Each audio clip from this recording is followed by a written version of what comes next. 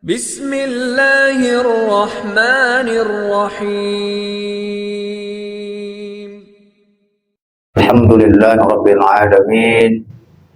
Sadaqa wa'dah wa nasara abadah wa a'azza jundahu wa hazamal ahzaba wahdah. Asyhadu an la ilaha illallah wahdahu la syarika lah wa asyhadu anna Muhammadan abduhu wa rasuluhu la nabiyya ba'dah. Rabbi syrah li sadri wa yassir li amri wa hlul 'uqdatam min lisani yafqahu qawli. Qala Allah Ta'ala fi kitabihil karim.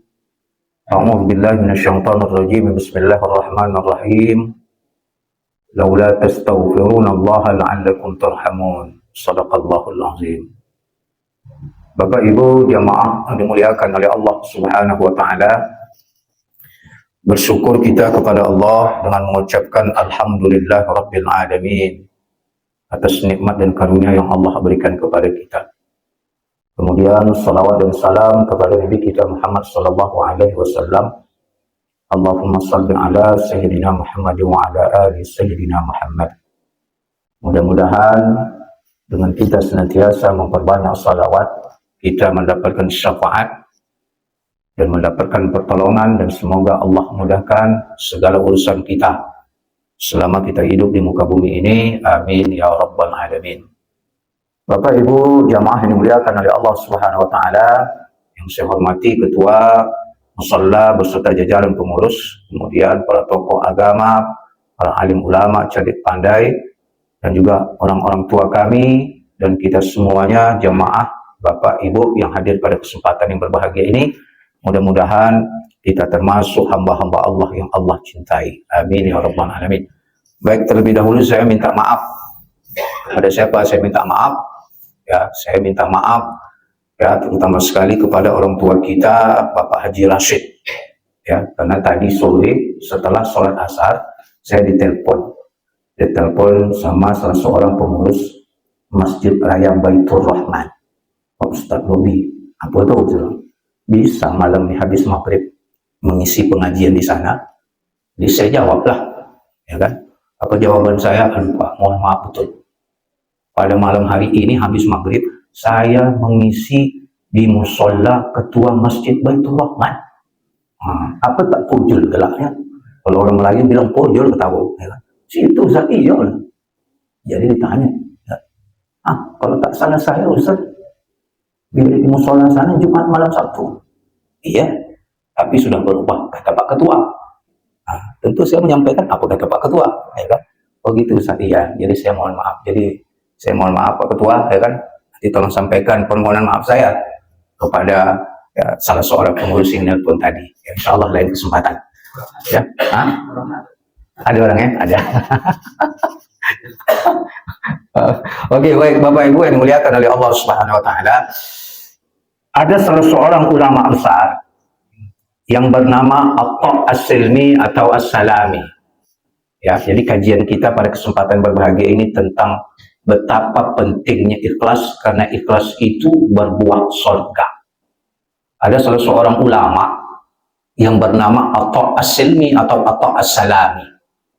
Jadi Atta As-Silmi atau Atta As-Salami ini Bapak Ibu yang dimuliakan oleh Allah, selain dia sebagai seorang alim, seorang abid, zahid, dia punya profesi tukang menjahit pakaian.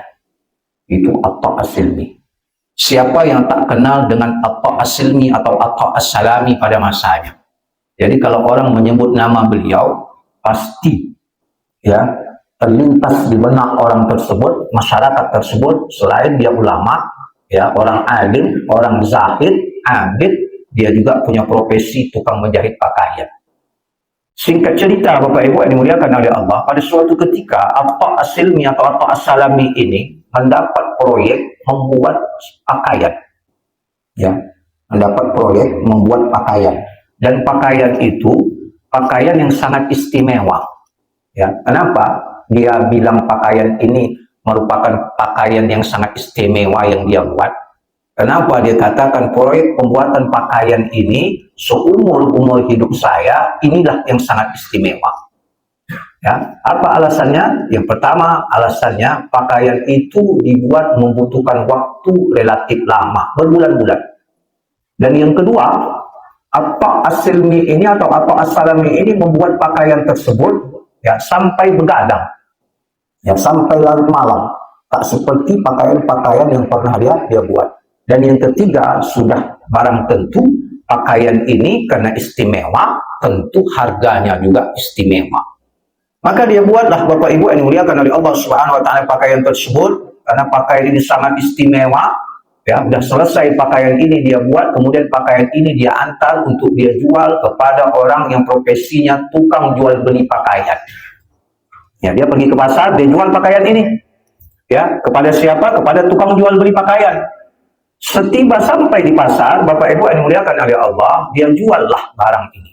Pakaian ini dia jual karena dia yakin, ya, karena ini sangat istimewa. Ketika dia jual pakaian tersebut, maka ya orang yang membeli pakaiannya itu juga dengan harga yang serba mahal. Ya, kemudian dia jual ya, dengan salah seorang pedagang yang profesinya tukang jual beli pakaian. Biasanya Bapak Ibu yang dimuliakan oleh Allah, kalau kita menekuni suatu profesi tertentu, tentu kita punya keahlian tersendiri. Kalau misalnya profesi kita mekanik, ya kita sudah tahu. Belum lagi kita preteli, kita perbaiki mobil ataupun motor itu, kita sudah bisa mentaksir bahwasanya mobil ini, motor ini yang rusak, ini yang rusak, ini yang rusak, ini yang perlu diganti, ini yang tak perlu diganti. Ya, maka dia jual. Dia katakan kepada tukang jual beli pakaian, wahai saudaraku, ini pakaian mau saya jual dengan harga yang mahal. Berapa harganya? 20 dinar. Ya, dia jual dengan harga 20 dinar. Atau barangkali 20 dirham, kurang lebih seperti itu. Dia jual dengan harga seperti itu. Ya, kenapa saya jual dengan harga 20 dinar? Bapak Ibu yang dimuliakan oleh Allah, atau asalnya dikatakan ini pakaian sangat istimewa. Saya buatnya berbulan-bulan. Seumur hidup saya, yang profesi saya ini tukang buat pakaian, baru kali inilah pakaian yang saya buat memakan waktu yang relatif lama. Ya, begadang saya membuat pakaian ini. Tak tidur malam saya membuat pakaian ini. Maka Bapak Ibu yang dimuliakan oleh Allah, apa kata ya tukang penjual beli pakaian ini? Sebelum saya beli, wahai apa asalami pakaian ini, saya melihat dulu. Saya mau cek dulu. Biasa kan kalau kita apa namanya itu membeli ya suatu barang, tentu kita lihat dulu keabsahan barang itu, ya kemudian wujud ya keberadaan barang itu bagaimana, kondisi realnya itu bagaimana, layak tidak kita beli ataupun tidak, itu biasa. Makanya dalam Islam, dalam fikih muamalah ada yang namanya ikhtiyar, al-khiyar. Ya, dalam jual beli itu ya ada istilahnya dalam fikih muamalah disebut dengan al-khiyar. Al-khiyar itu apa? Kita boleh menawar. Ya, makanya ya menurut ya ulama fikih ya fikih mazhab Imam Syafi'i, ya, khiyar itu batas maksimalnya 3 hari. Ya, jadi kalau kita mau membeli barang, kita boleh berkhiyar. Ya, kita diberikan kesempatan ya untuk memikir, untuk melihat, untuk mensurvei, untuk mengecek kondisi real barang itu layak tidak kita jual. Sambil nanti kita berpikir ini beli lah, tidak atau beli. Ya begitulah. Ya, maka dikasih batas waktu maksimal itu 3 hari lamanya. Nah, singkat cerita Bapak Ibu yang dimuliakan oleh Allah, apa kata tukang jual beli pakaian ini? Wahai Atta As-Salami, saya tak bisa membeli pakaianmu dengan harga yang kau tetapkan, terlalu mahal. Kenapa terlalu mahal? Maka tukang jual beli pakaian ini menyampaikan, pakaian yang kau jual itu, wahai Atta As-Salami, banyak cacatnya. Meskipun kau beranggapan pakaian yang kau buat ini sangat mahal, ya, memakan waktu relatif lama kau membuatnya, dan kau kira kau bisa menjual dengan harga yang mahal, ternyata setelah aku cek satu persatu dengan teliti, dengan kehati-hatian, maka saya tak bisa membeli pakaian dengan harga segitu. Kenapa? Karena banyak cacatnya. Jahitannya tidak sempurna, ada yang lurus, ada yang tidak lurus, benangnya ada yang terbuka jahitannya. Maka macam mana saya membeli dengan harga yang kau tawarkan? Maka saya akan membeli pakaian ini dengan harga 10 dinar. Ya, dia jual, dia beli dengan harga 10 dinar. Maka singkat cerita Bapak Ibu yang dimuliakan oleh Allah, ketika Atta As-Salami mendengar pakaiannya itu ditawari, dibeli dengan harga segitu, ya, tiba-tiba Atta As-Salami ini menangis. Ya, meneteskan air mata. Ya, kenapa dia meneteskan air mata?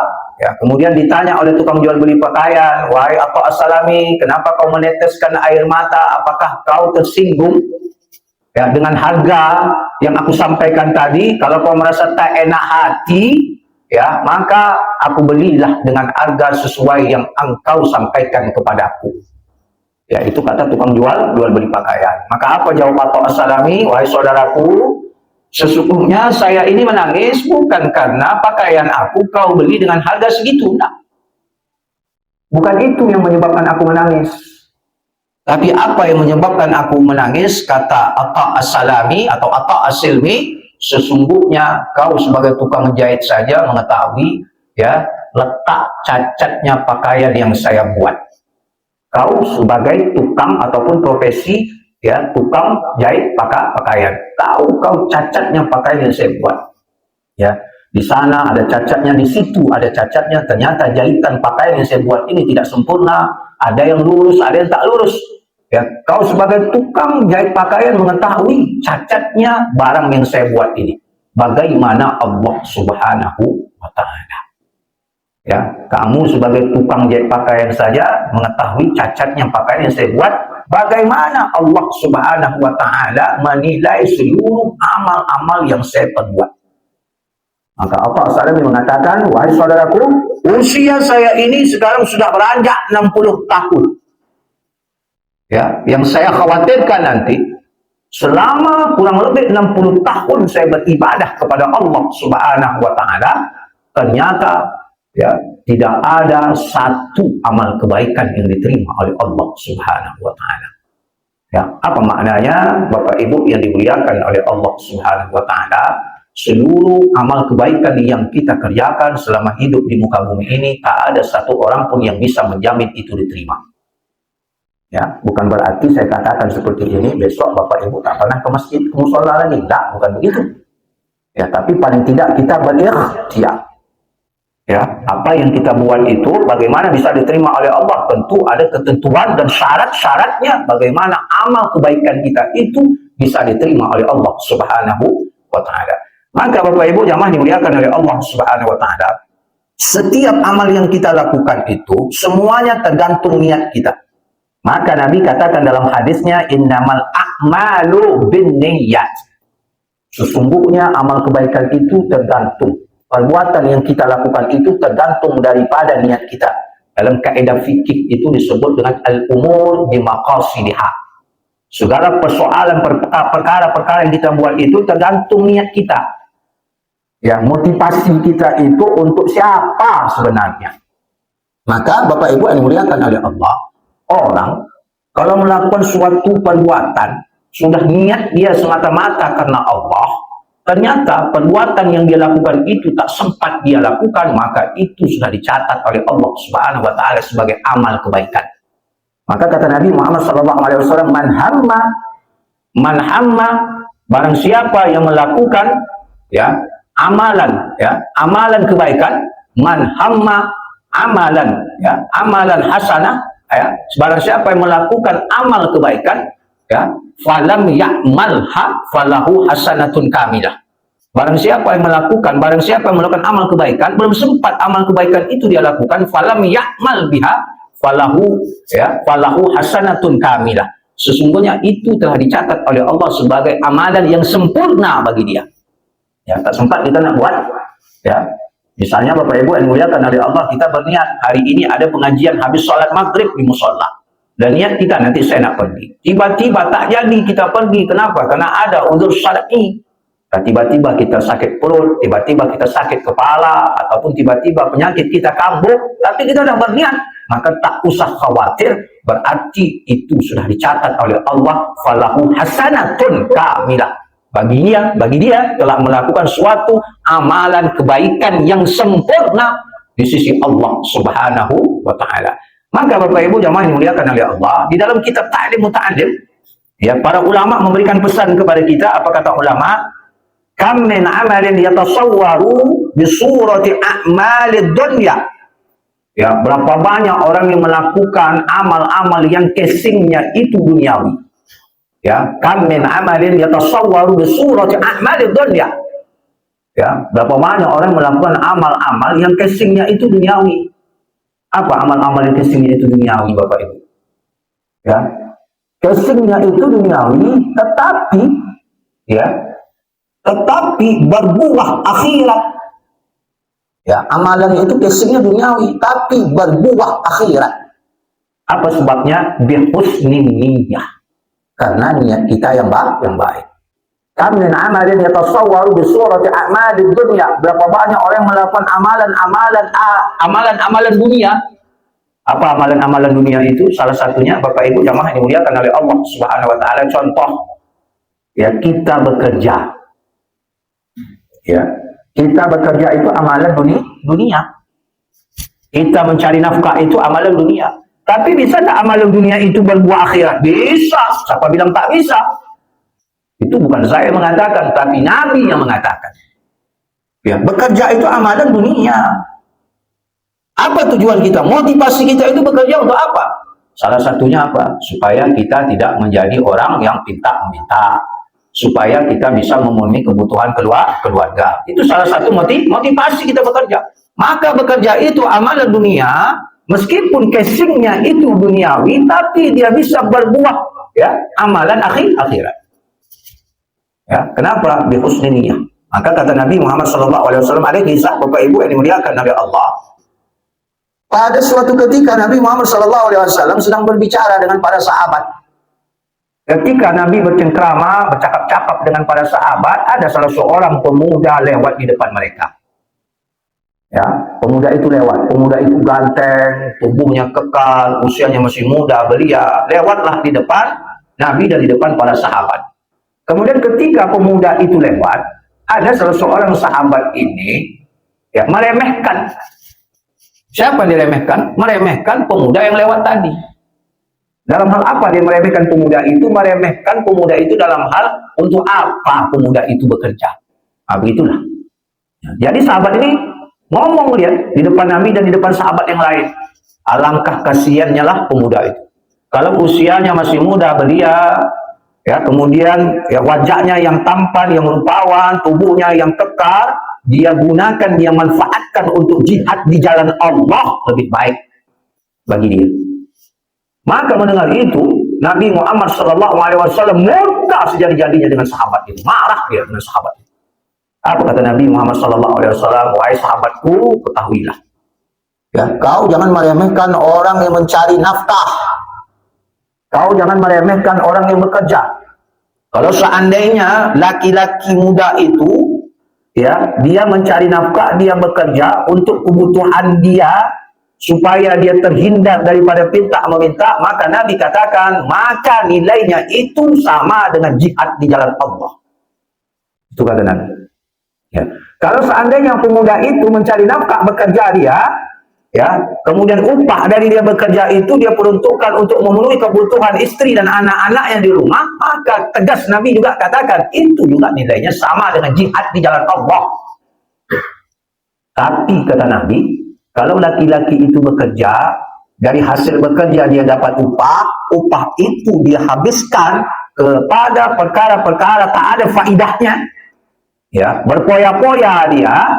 Ya, ada uangnya, kemudian bukan untuk mensejahterakan istri dan anak-anaknya, atau ada uangnya, berlebih rezekinya, tujuannya, ya, dia beli barang mewah, dia pamerkan kepada jiran, tetangga, saudara-saudaranya, maka Nabi katakan, kerjanya itu sama dengan jihad di jalan syaitan.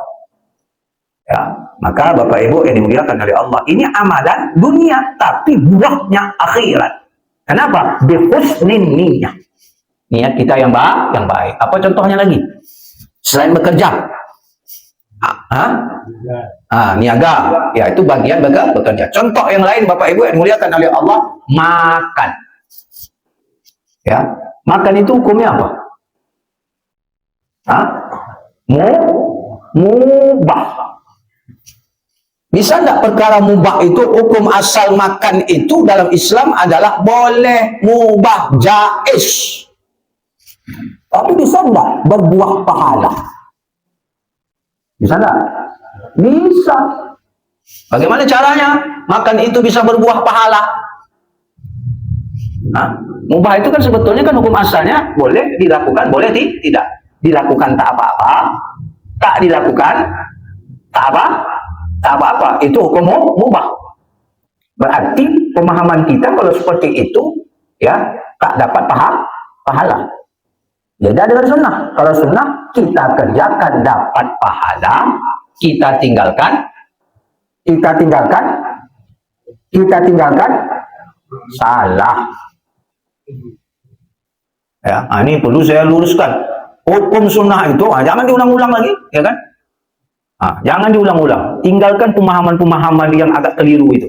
Sunnah itu pengertian yang sebenarnya dikerjakan dapat pahala, ditinggalkan bukan tak dapat dosa, merugi. Ya, itu sunnah. Karena sunnah itu mentampal sulam. Ya, mentampal sulam apa? Mentampal sulam amalan-amalan yang kita kerjakan, yang barangkali amalan itu tak sempurna.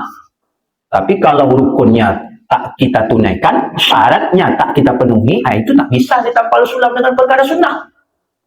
Perkara sunnah itu bisa ditampal sulam terhadap perkara yang sifatnya tak sempurna. Contoh, sholat kita berjamaah. Ternyata apa? Bapak Ibu yang muliakan oleh Allah, sab kita, apa sab kita? Sab kita tak rapat. Karena rapatnya sab dalam salat berjamaah itu min tamamis salat. Makanya kata Nabi Muhammad SAW, aqimu sufufakum wa tarasu. Sufufakum fa inna taswiyata sufuf min tamamis salat. Sab, lurus dan rapatkan. Ya, sesungguhnya kesempurnaan daripada salat berjamaah itu ya letaknya pada sab yang lurus. Fa inna taswiyata sufuf min tamamis salat. Ya, sab lurus itu kesempurnaan daripada ibadah salat berjamaah. Maka kalau sab kita yang tak rapat, jarang sab kita, ya, kan tak sempurna itu. Bagaimana mentampal sulamnya yang tadinya tak sempurna menjadi sempurna? Itulah dengan perkara sunnah. Makanya Bapak Ibu yang dimuliakan oleh Allah, habis sholat itu diusahakan jangan langsung kita pulang. Ya, kalau bahasa orang-orang tua kita apa namanya itu? Assalamualaikum warahmatullahi wabarakatuh.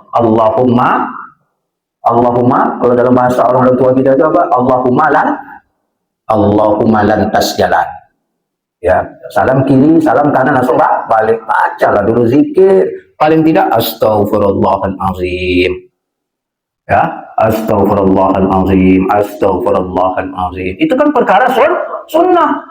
Karena kita tidak tahu, ya, apakah sholat yang kita kerjakan itu sudah sempurna ataupun belum.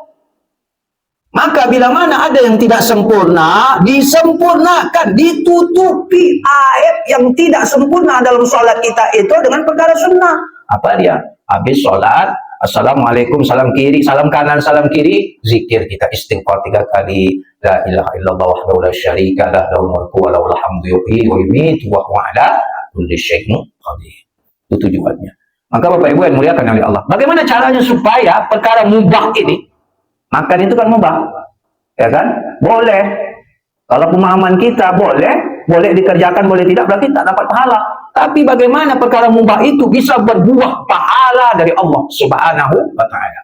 Maka caranya, maka Bapak Ibu ulama mengatakan annal mubah, ya, idza qasada bihi wajhu Allah Ta'ala sara qam'ah wa yusabu alaihi. Perkara mubah itu kata ulama, walaupun dia mubah tapi dia bisa berbuah pahala dari Allah Subhanahu wa Ta'ala. Pertama, bila mana itu kita kerjakan untuk ketaatan kepada Allah, dan yang kedua mengharapkan ridho Allah Subhanahu wa Ta'ala, maka perkara yang tadinya hukum asalnya mubah, maka berbuah pahala dari Allah. Ya, contoh tadi makan, supaya dapat pahala bagaimana? Supaya dapat pahala bagaimana? Ya, baca doa bismillahirrahmanirrahim, minimal baca bismillah. Nah, lebih sempurna lagi baca doa makan, Allahumma barik lana fima razaqtana wa qina adzabannar. Nak lebih sempurna lagi, biar lebih mantap lagi, baca doa Bismillahirrahmanirrahim la yadurru ma'asmihi syai'un fil ardi wa la fis sama'i wa huwas samiul alim. Pernah buat itu, Pak? Belum. Tahu fadilahnya apa? Tahu fadilahnya apa? Salah satunya apa nih? Tunjuk tangan, jangan berbohong, jujur dari lubuk hati yang paling dalam. Yang suka makan di warung nasi siapa? Kalau tak suka makan di warung nasi, atau mungkin ibu-ibu, banyak mungkin yang ibu-ibu sosialita yang suka beli sambal di warung nasi siapa? Kalau tak ada yang mengaku berarti mayoritas, ya kan? Beli sambal di rumah makan. Ini saya ajarkan, saya kasih tip. Ya, kalau kita makan, baik kita makan di rumah, apalagi kita makan di warung makan, ataupun kita membeli makanan di warung makan, selain kita membaca bismillah, kemudian kita tambah lagi baca doa makan, kita tambah lagi bismillahirrahmanirrahim, itu tujuannya fadilahnya apa? Bismillahirrahmanirrahim la yadurru. Jadi, ya, kalau seandainya ada sesuatu barang yang bisa membahayakan kita yang ada di dalam makanan itu, maka dengan izin Allah, Allah jauhkan kita. Makanya orang kalau tercekik tulang, bacalah doa itu sebanyak-banyaknya. Ya, itu salah satu doa, ya, ulama katakan salah satu doa supaya kita tak tercekik tulang. Ya, kadang-kadang saking lahapnya makan, ya tak peduli lagi. Ya kan, akhirnya tulang pun kita makan. Maka itu salah satu fadilah supaya apa? Allah jauhkan kita dari segala macam bara bahaya yang terdapat di dalam makanan itu. Ya, termasuk ya supaya Allah jauhkan kita daripada tercekik tulang. Maka kalau ada yang tercekik tulang, ya, ambil nasi, bacakan doa itu sebanyak-banyaknya. Ya, maka Bapak Ibu yang dimuliakan oleh Allah, ya, supaya dia dapat pahala, baca bismillah, baca doa makan, baca lagi doa bismillahirrahmanirrahim. Ya. Kemudian ikut sunnah Nabi. Salah satu sunnah Nabi ketika makan itu kunyah sebanyak 33 kali. Bisa Pak? 33 kali Pak? Tak bisa Pak Ustaz 33 kali, yang jelas 3 kali. Ya, yang jelas ya, sepak kanan, sepak kiri gol. Ya. Itu sunnah Nabi 33 kali. Saya pun Pak tak terbuat sama saya 33 kali itu, ya kan? Pak Ayah entah kapan selesainya 33 kali, tapi paling tidak kita merasa yakin bahwasanya makanan yang kita makan itu memang betul-betul sudah lumat. Ya, karena itu ada fadilahnya. Maka supaya dia menghadirkan pahala dari Allah, perkara mubah ini, ya, kita makan, kita niatkan apa niat kita, ya Allah, saya memakan rezeki yang Engkau berikan ini, ya, saya niatkan apa? Saya niatkan makanan yang saya makan pemberian dari Engkau, ya Allah. Semoga apa yang saya makan ini sebagai penguat bagi saya, bagi fisik saya, untuk melaksanakan segala macam bentuk ketaatan kepada Engkau. Ya, makanya kalau kita makan itu kita niatkan, ya Allah, aku makan ini, Allah, semoga nasi sambal yang aku makan ini Kau berikan kekuatan terhadap fisikku agar aku mudah untuk melaksanakan ketaatan kepada Engkau. Ya, maka Bapak Ibu jamaah dimuliakan oleh Allah Subhanahu wa taala, ini casingnya duniawi tetapi buahnya ukhrawi. Kenapa? Bi husnin niyah. Karena niat kita itu baik. Ya. Kemudian ulama di dalam kitab Ta'lim Muta'alim itu juga mengatakan wa kam min amalin yatasawwaru bi surati a'malil akhirah. Berapa banyak orang melakukan amalan-amalan akhirat, ya, sholat, apalagi zakat, ya, puasa, itu amalan casing akhirat. Tapi Bapak Ibu berbuah duniawi. Kalau berbuah duniawi apa? Ya, tak dapat pahala. Apa sebab? Bisu'in niyah. Karena niat kita yang salah.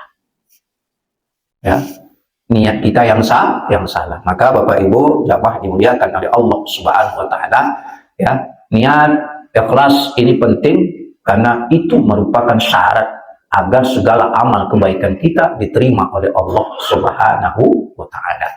Ya, Bapak Ibu jamaah dimuliakan oleh Allah Subhanahu wa taala. Maka Nabi Muhammad sallallahu alaihi wasallam juga katakan, Ya, laqad ra'aitu rajulan yataqallabu fil jannah. Ya, aku melihat seorang laki-laki yataqallabu fil jannah. Ya. Nabi katakan aku melihat seorang laki-laki di dalam surga. Ternyata laki-laki itu di dalam surga dia mondar-mandir. Ya, mondar-mandir di dalam surga. Kenapa? Nabi katakan, Nabi sampaikan, kenapa laki-laki itu mondar-mandir di dalam surga? Maka Nabi Muhammad SAW katakan, laqad ra'aitu rajulan yataqallabu fil jannah fi syajaratin qata'aha. Ternyata ada satu amal kebaikan yang kecil, Pak. Itulah yang menyebabkan dia masuk dalam surga. Ya, apa amal kebaikan yang kecil dia lakukan itu? Ya, apa yang dia lakukan, Bapak Ibu? Ternyata laki-laki itu semasa hidupnya pernah menyingkirkan batang pohon yang jatuh di tengah jalan yang bisa mengganggu orang lewat. Disingkirkannya. Ya. Fi syajaratin qata'ah.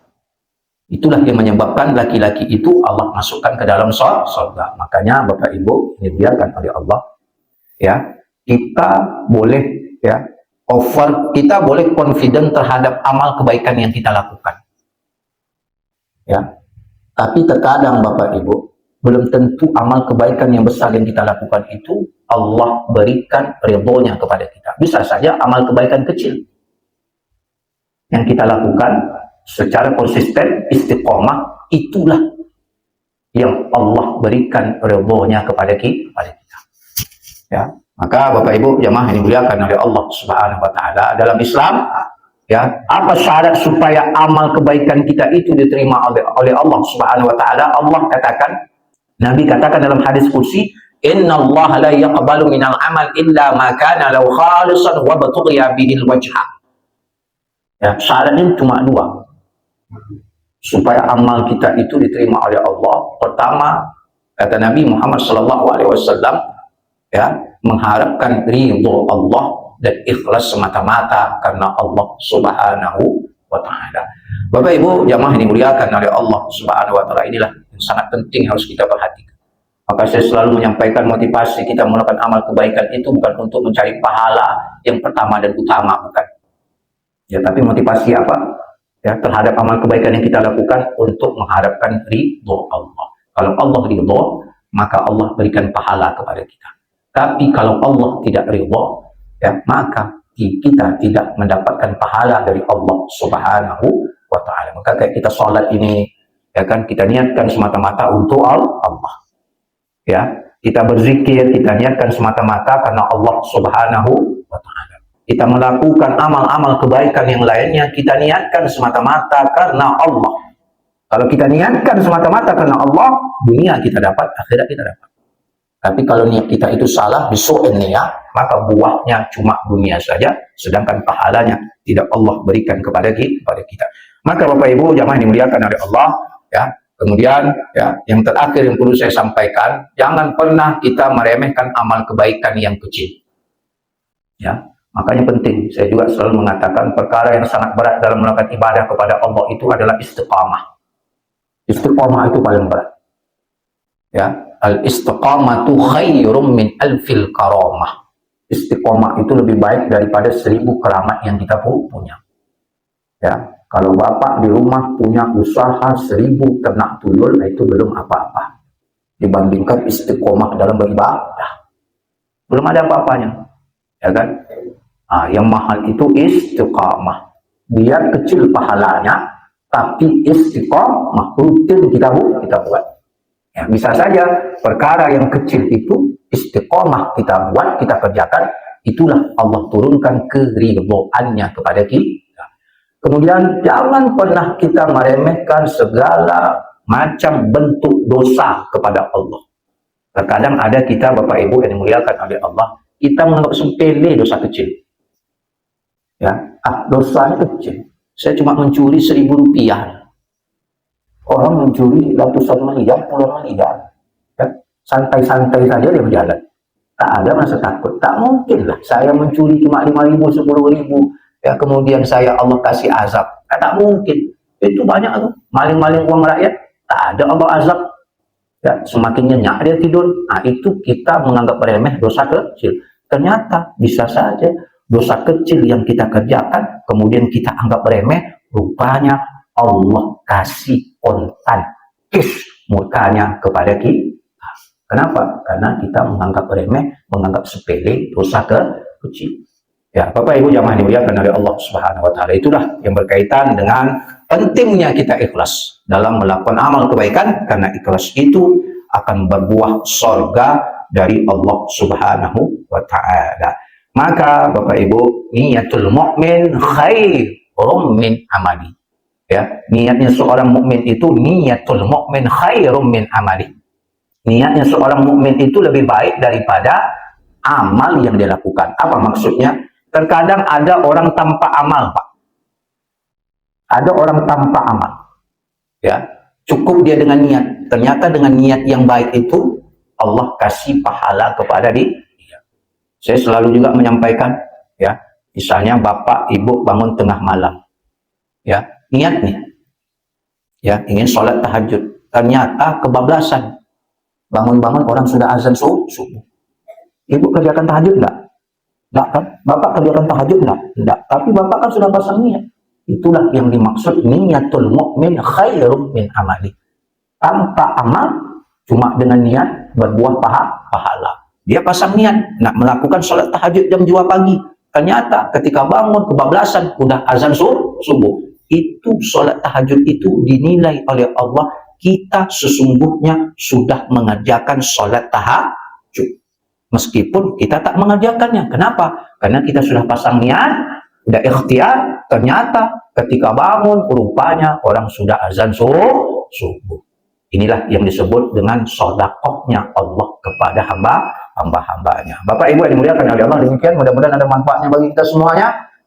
Khusus bagi saya menyampaikan, saya rasa tak usahlah buka termin pertanyaan. Ya, nanti kalau misalnya ada yang mau ditanyakan, ya disimpan saja. Mana tahu nanti ada pertemuan berikutnya, nah kita kasih kesempatan untuk bertanya.